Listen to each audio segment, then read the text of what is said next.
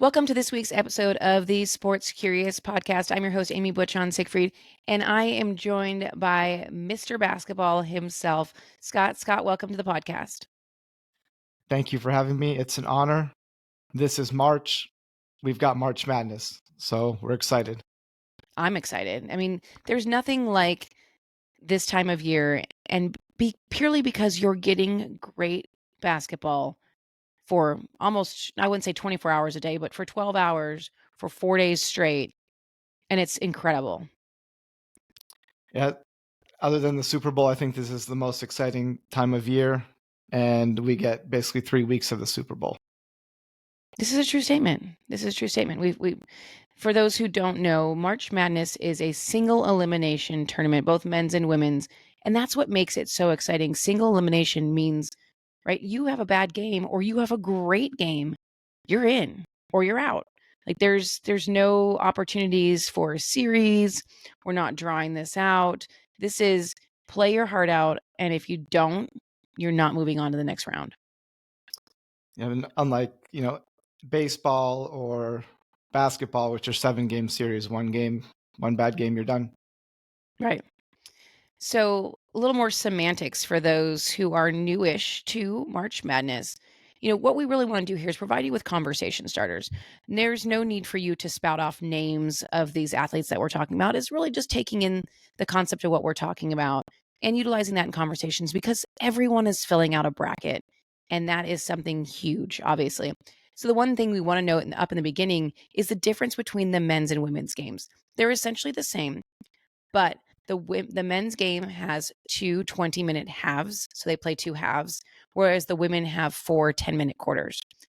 There's no difference time-wise. There's no competitive advantage, really. So that's just the way they broke it up. And there's it really doesn't make sense why the men play two 20-minute halves. In high school, they play four quarters. And then in the NBA, they play 4 quarters as well. So really, there's no reason for the men's to be two 20-minute halves, but it is. Can you do math? Not really. So let's start us off with what everyone's really curious about is picking a bracket. I mean, that is something you're doing whether you're 5, maybe, or you're 55. Everyone's picking brackets. Everyone's talking about it. There has been no such thing as a perfect bracket. Warren Buffett has run that competition amongst his employees for years that if you win, you get a perfect bracket, you win $1 million. And the chances of that happening are 1 in 9.2 quintillion. Didn't know that was even a number, but that's the chances you have. You have a better chance of flipping a coin at every game you get to. That improves your odds a little bit. But talk to us about, we're not going to have a perfect bracket, but how might we have a decent bracket?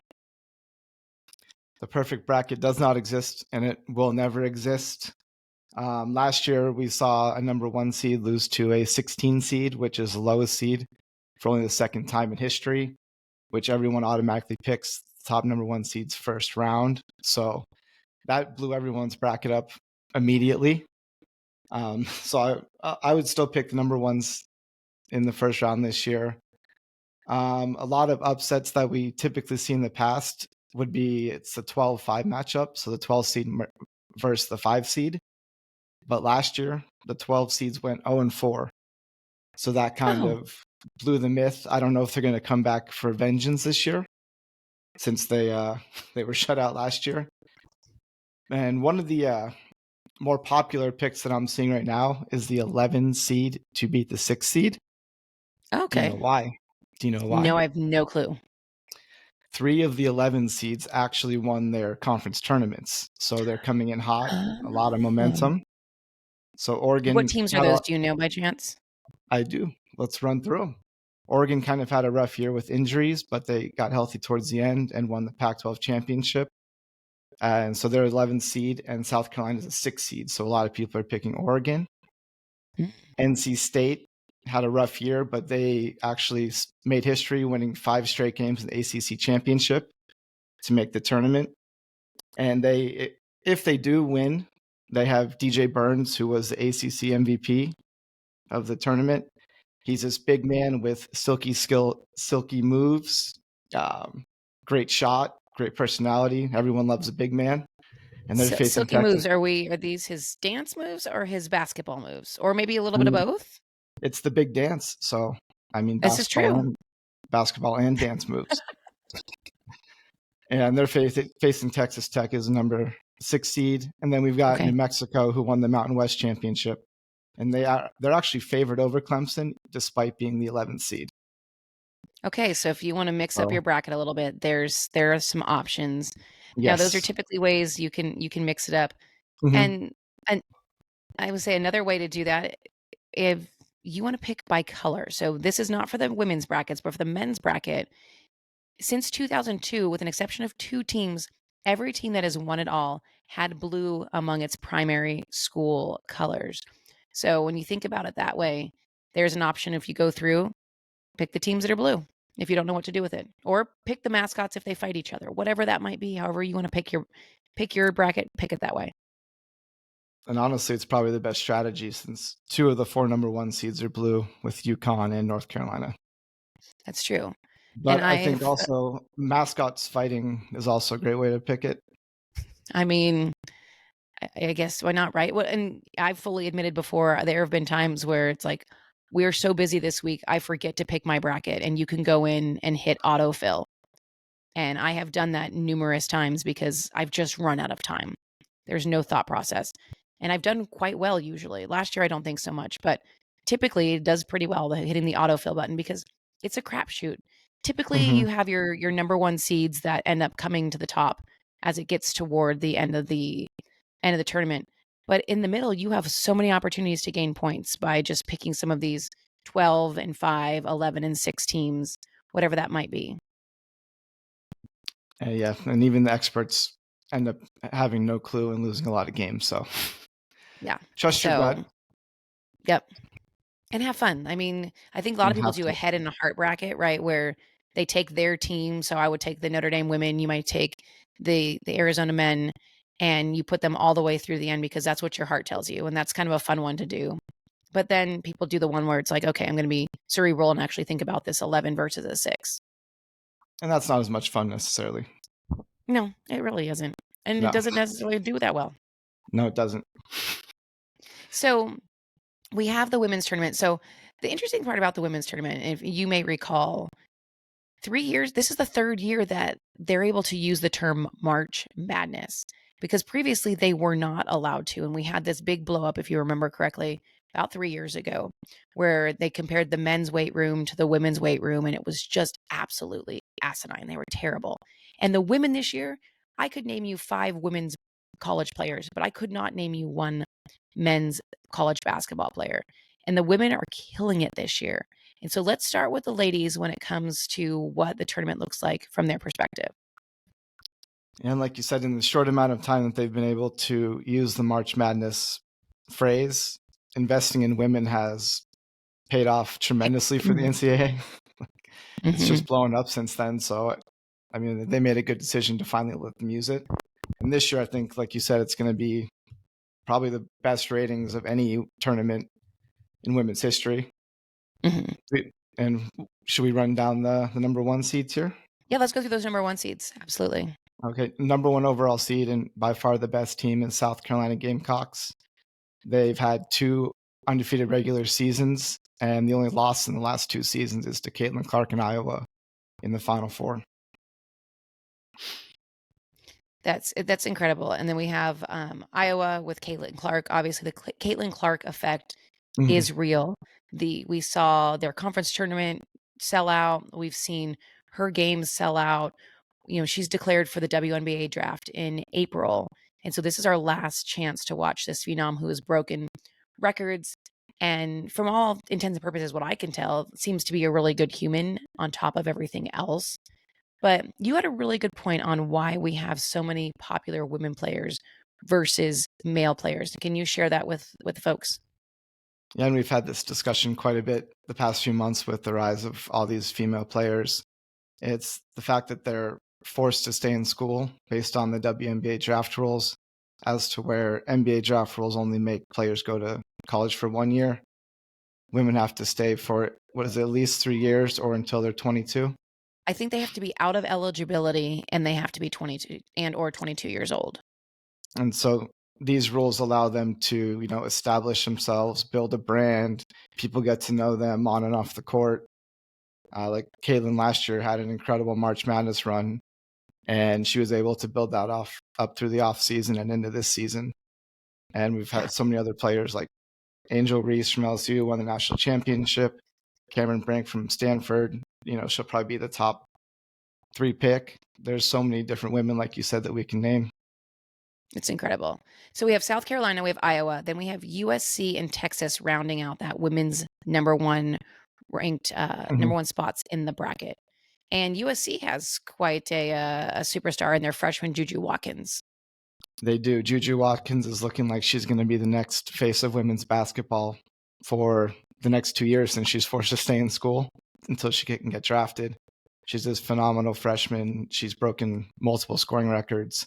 She put up over 50 points against Stanford, which is, a number 2 seed in the tournament. So she definitely looks like she's going to take the crown from Caitlin and Angel Reese and all these other incredible players. And Yeah, then we've that's got awesome. Texas coming out of the Big 12. So it'll be fun. It's gonna be a great tournament. And I did want to say that LSU is the defending champion. They are ranked. They have a number one seed, which Mhm. don't count them out. You have Angel Reese. You have their head coach Kim Mulkey, who is known for her flashy, her flashy outfits on the sidelines. We're talking feathers. We're talking. Do Mhm. you remember when they were in Vegas and she had a whole slot machine poker situation in sequence happening? I mean, tune in for Kim's outfits, if anything. Yeah, Kim's outfits, sequins, feathers, dice. I was fortunate enough to go to the game when LSU played in Vegas against Colorado, and her sideline apparel was truly incredible to see in person. You know what I'm really impressed by? That these women get out there and coach, but they're also typically in like 3-inch heels. That is It's really impressive. Those I would call those like dinner to like car to dinner shoes. And here they are walking the sidelines coaching in them. I couldn't even imagine. I can't even probably stand up in them. So shout out to the women coaches.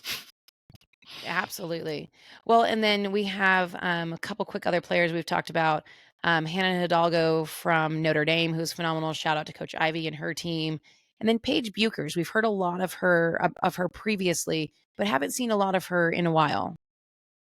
And Paige was really a few years ago. She was kind of the first female athlete, female basketball player to break through and sign big deals with companies like Gatorade, and she was really the face of women's basketball. And then she suffered a few knee injuries that set her back a few years, but she's seemingly healthy and ready to go for UConn, and they'll likely make a big run here. Awesome. Let's talk a little bit about the men's side of the tournament. So the men start on Thursday, the women start on Friday, and the number one seeds in the men's tournament we have UConn, who are the defending champions, Purdue, who is the team last year that was number one ranked team that lost to a 16th ranked team, Houston, and North Carolina.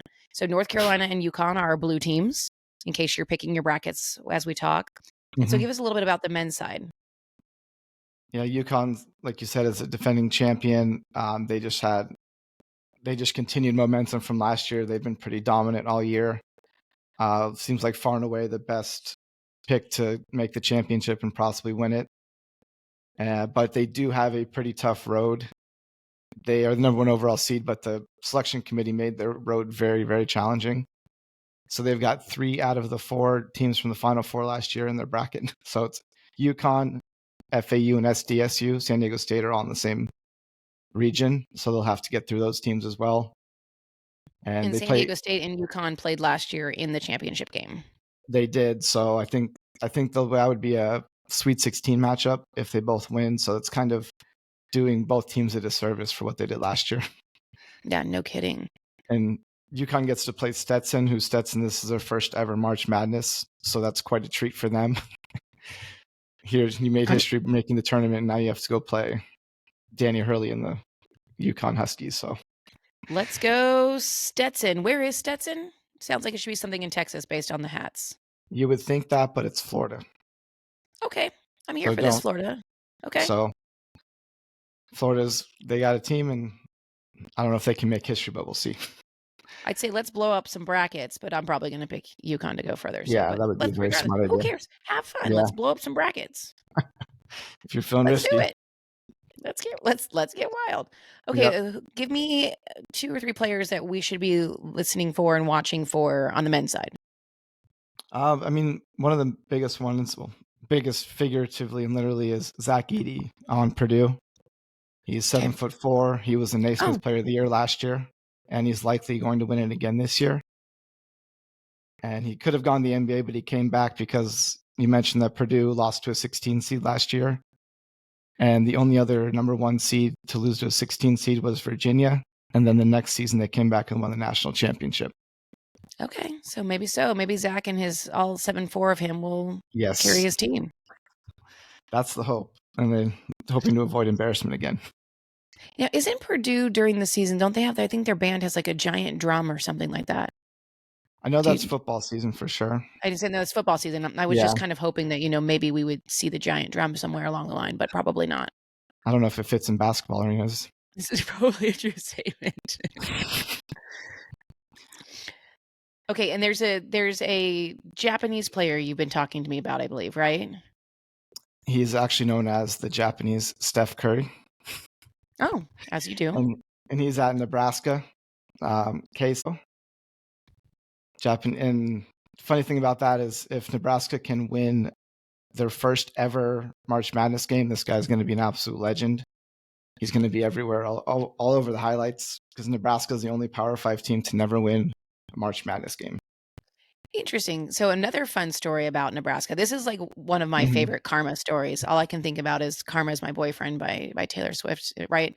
But Texas A&M lured away the Nebraska athletic director, Trave Alberts, to be their athletic director last week. And now Albert's Texas team is going to play Nebraska, not only in the first round of the men's tournament, but the women's tournament. So talk about a sense of humor by the selection committee to say, you know what? Remember how Trev left? Let's put them together both times. Yeah, it's definitely a diabolical plan by the selection committee. I think I'm here for it.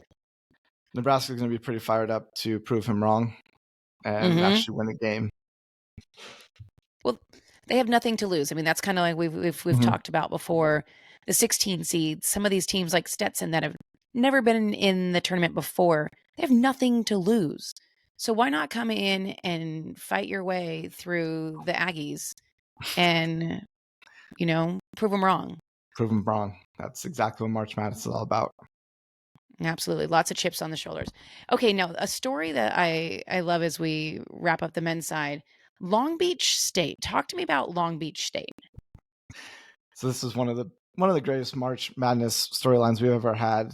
Last Monday, which would have been before their conference tournament, their coach and the school decided to mutually part ways. So essentially, he was fired, but they let him continue coaching, and he went on to coach and win their conference tournament, which gained them an entry into March Madness. This guy is just playing with house money. And he's still there until they lose, essentially. But I did see somewhere that he's essentially working for free at this point because he doesn't really have a conference or doesn't have a contract because he's done. He's done, but I mean, somebody else will scoop this guy up, no problem. So Right he's playing now, with it's a house tryout, money. right? Yeah, and unfortunately, they were given number 2 Arizona in the West, but anything can happen. It makes me extremely nervous that this guy doesn't really care. He's just going to lay his cards on the line. It's pretty incredible. And for those of you who've been to Long Beach, their basketball arena is a pyramid. It is. So you've probably seen it if you've been to Long Beach. You've seen the pyramid basketball stadium. So it's just a little fun fact for you. One of the 7 wonders of the world, Long Beach State's stadium. So the ratings have been incredible for women's sports, for women's basketball specifically. Not as great for the men, but one thing we're going to miss this year on TV is Jim Nantz. He is the voice of March Madness. He's been the voice of March Madness for 32 years. He's the voice of the Masters, but he's not going to be on this year. He's done. If this is the first time in 32 years we won't hear the sweet melodic voice of Jim Nantz calling the Final Four. My nap He hung voice. up the tie. He's done. He's gone on to just call the Masters, and then you'll see him on every single Capital One commercial, every commercial break with his friends like Charles Barkley. Well done, Jim Nantz. Yeah. And so doing commercials, probably drinking his own wine, hanging out. Yep. He has a wine. His vineyard is called The Calling. So if you ever need a good gift for a golf friend, it's actually really good wine too. So probably should order some before the Masters. Probably so. Just come to my house. I have some. Yep. And kind of golf related, Ian Eagle is taking over for Nantz for the Final Four. So he's got big shoes to fill, but I think he's ready to To step soar. up to the plate. Yep. To soar. There we go. I'm gonna drop my dad joke in there. Thank you. Now, as I wrap us up, you might have something you want to follow up on, but I want to follow and mention this. DraftKings and Pepsi are both doing this essentially zero right bracket challenge. The less teams you get right, the better off you do in this challenge, right? The more losers you pick, the better you do.